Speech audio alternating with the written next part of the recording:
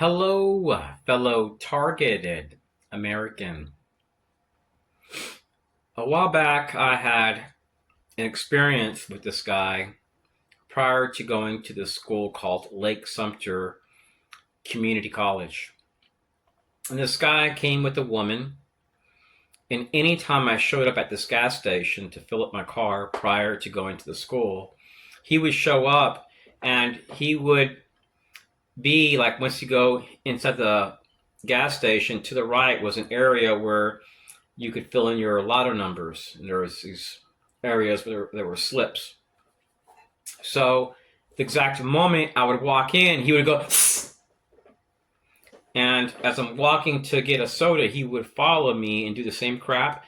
Then when I paid for my goods, then when I walked out, and he would leave with nothing. So one day I eat out with family, and he shows up there with a group of people. They're all active duty in the Army. And the waiter there, she really liked me a lot because we had a lot in common. And I would tip her good too. So one day I told her, I said, look, you see what's going on here. I don't want to call the cops. I don't want to make a scene. I'm just not going to come back here again.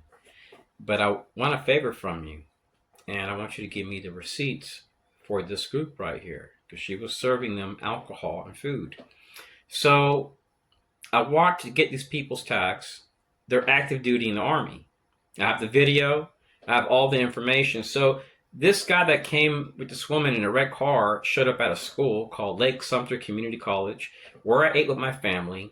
And he directed this crap and told this guy, walk up to my family and whistle. The waiter told me this. That's what he told this guy to do. He's a big guy. He walks up to my family and goes, Sss! And then he walks away. So I knew that something wasn't right, fellow TIs.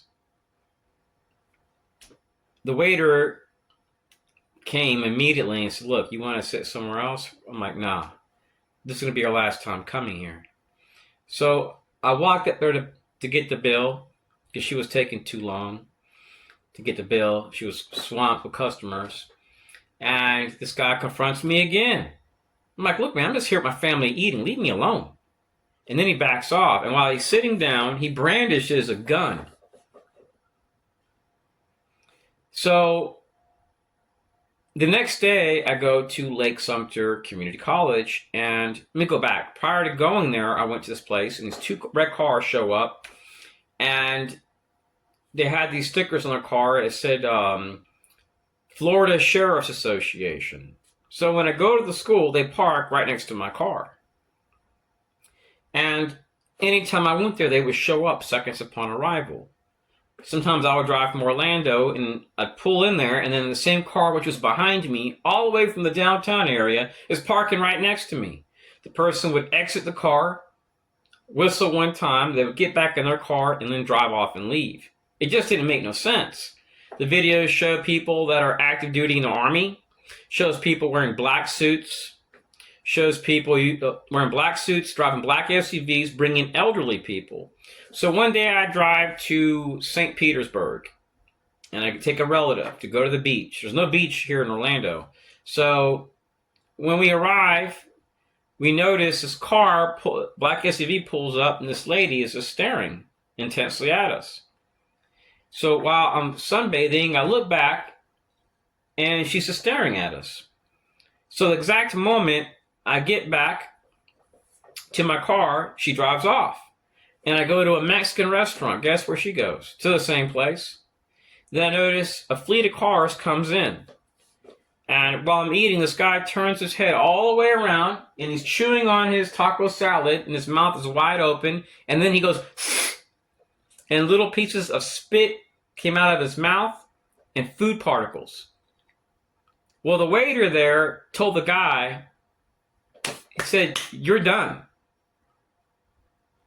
And he gave him the bill and told him to leave now. Once he got the bill, he got paid, and he left. He didn't even finish his meal. So I go there to Tampa again, and I go to the mall. It's a place called Brandon. And when I get back to my car, there's a fleet of cars there that are filled with elderly women and men. with a lady that's really young wearing a Special Activities Division t-shirt from the CIA, leaning against my car. And when I get to my car, I'm like, man, me and my family, we're about to leave. Then I go to a place in Winter Garden, Florida called the Oaks Mall. And one day I get to my car, there's a lady underneath my vehicle. I was going to call the police. And she's yanking on the radiator hoses. And there's a guy like 50 feet away from her screaming, I can't take it no more. Really weird crap. A lot of, street theater. So I noticed this odd pattern where I would go to like a Publix in Winter Garden, a veteran would pull up, they'd walk up to me and whistle, then go back to their car and leave without going into the store. And this was systematic. Gas stations, walking trails, biking trails, schools, hospitals, hotels, airports. So for a few years here in Florida, anytime I would go to the store to buy some stuff, I would be harassed. And I noticed these people typically were from out of town or they were military. Sometimes they would come with sheriffs from the Tampa, Florida area. And they would harass me, and the sheriffs wouldn't harass me. They would be like watching them, like overwatching the situation, like they were a mutual aid partner or somebody under a interlocal agreement. Because Tampa's really far from Orlando, and these people would leave together as a group, and it would be a combination of different types of people, like ex-military, nurse, and so on. And these people that were directing this were wearing suits. So I noticed this pattern that these people would show up and not buy nothing, not go into a store, and then I could leave that store, and I never left there empty-handed. I always went there and I bought stuff. I never harassed anybody. I never committed any crime. I just bought things. And then I would go to the school and work on my assignments in my course, and they would show up and park right next to me. Anytime I went there, for a while, it just seemed really weird. Even more weird, I drove from Orlando, Florida, all the way to West Palm Beach, Florida, and Lake Worth, and documented people parking next to my car upon arrival with similar stickers harassing me, even in West Palm Beach, Florida, and Fort Lauderdale, Florida, Tampa, Florida. So I find it really weird, Philatias. If you see the footage, you would be blown away. I don't even want to share it because I have to live in this state. But it shows weird stuff. One day I bought a hat with a U.S. flag, and it was it was an elderly man comes in there and takes a picture of me. 2 days later, I go back to that same place, and that elderly man and a group of 8 people come in wearing the same exact hat with the U.S. flag. So the next day, I went to Winter Garden, Florida, because I had an issue with this guy that was harassing me upon arrival to places. I didn't mention it to police, but I wanted to get police radio dispatch, and lo and behold, I had been flagged while shopping upon arrival. So when I arrived there, it's an older man, he's elderly, comes in there, he's wearing a blue shirt, he's talking to cops. I did my records request. I left there, went straight to my doctor's appointment. The doctor's office was 6 miles away. When I leave that police department, that guy, I can see him, he's still talking to the cops. When I arrive at the doctor's office, 1 minute later, after arriving, getting out of my car and walking in there, guess who arrived? That same guy, but he wasn't a cop. He's a contractor, and the guy was working to prevent me from getting access to those files. And this is why I know. Because when I went to do another request, the girl told me, I remember you. That guy did not want you to access those files. So these contractors, once they request mutual aid, well, guess what? They're under immunity. Even when they break the law, not hundreds of times, thousands upon thousands of times. When you're a targeted individual, you may have these weird experiences which impact your daily life all day long, anywhere you park, anywhere you shop, anywhere you eat at. And sometimes it'll tone down for targets, typically after around 20 to 25 years. I've been a target since 1996. And for 5 years, I have been harassed by veterans, neighbors, people which have a military background. You may notice that there is no support from cops typically. Your reports will be modified.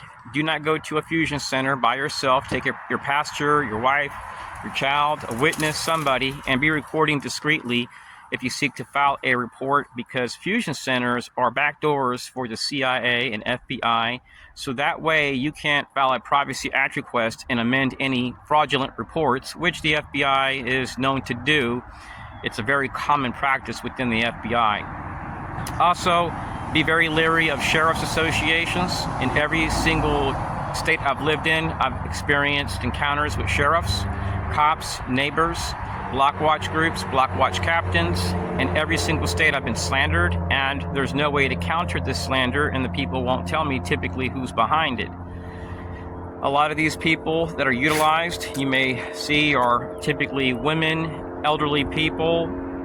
You'll notice the state by state, and they may hide behind different fronts like Freemasonry, safety groups, which have established partnerships with police.